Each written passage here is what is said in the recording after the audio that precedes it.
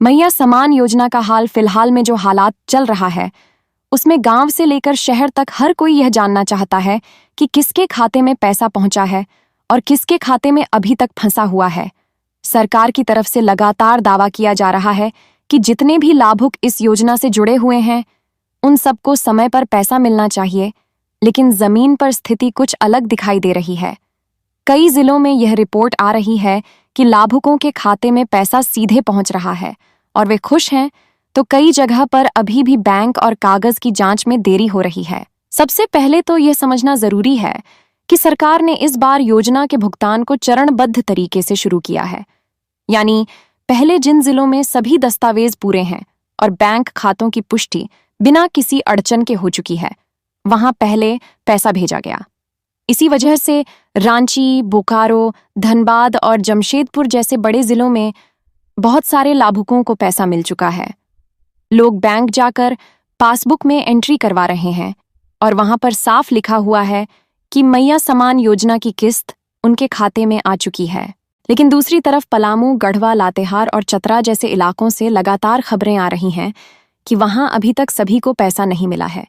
कारण ये बताया जा रहा है कि जिन लाभुकों का आधार कार्ड और बैंक खाता आपस में लिंक नहीं है या फिर खाता निष्क्रिय पड़ा हुआ है, उन सब का पैसा रुका हुआ है। सरकार ने साफ कहा है कि जब तक आधार और बैंक की जानकारी पूरी तरह से मैच नहीं होगी तब तक किस्त खाते में नहीं जाएगी।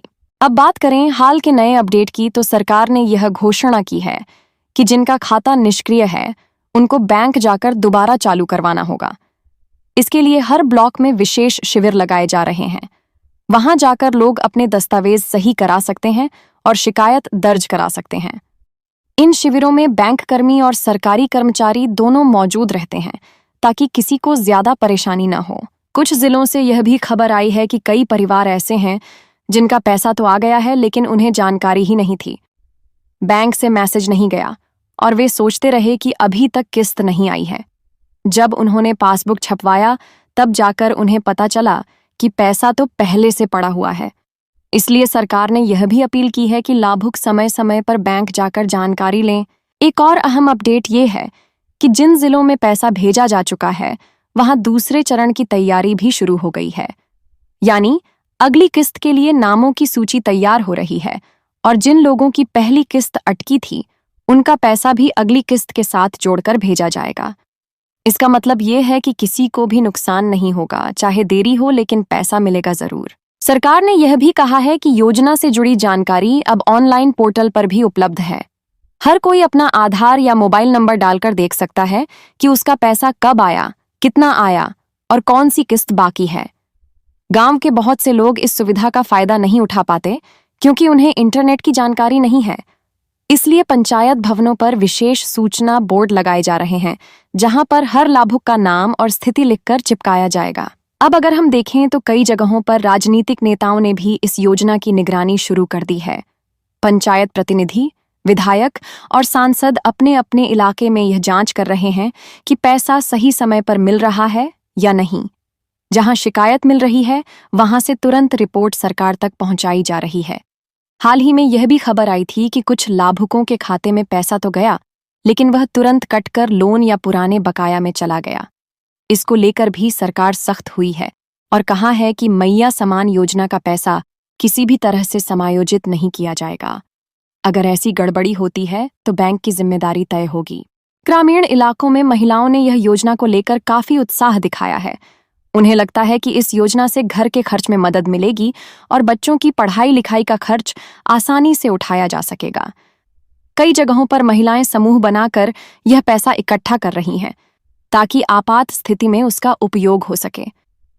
अब बात करें कुछ और जिलों की, तो दुमका, घोड्डा और साहिबगंज में भी किस्तें पहुंच चुकी हैं, लेकिन वहां भी 100% लोगों तक अभी पैसा नहीं पहुंचा है।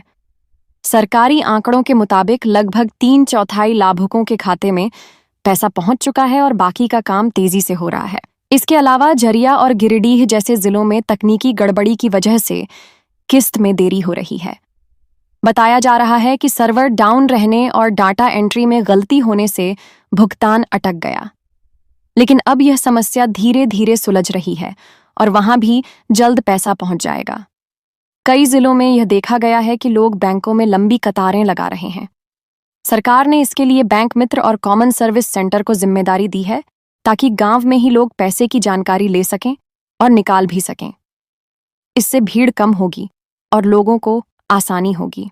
सरकार ने यह भी घोषणा की है कि जिनको अब तक योजना का लाभ नहीं मिला है वे घबराएं नहीं। अगर उनका नाम सूची में है तो पैसा जरूर मिलेगा, चाहे थोड़ा देर से क्यों ना हो। इसके अलावा एक खास बात यह भी है कि अगर कोई परिवार योजना में पात्र है लेकिन उसका नाम छूट गया है तो वह दोबारा आवेदन कर सकता है। इसके लिए पंचायत स्तर पर आवेदन फॉर्म उपलब्ध है। जांच के बाद उनका नाम अगली सूची में जोड़ दिया जाएगा।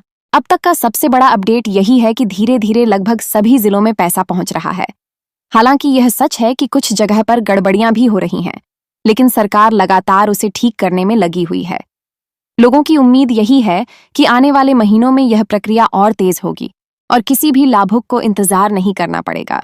वीडियो पसंद आए तो लाइक, शेयर, सब्सक्राइब कीजिएगा।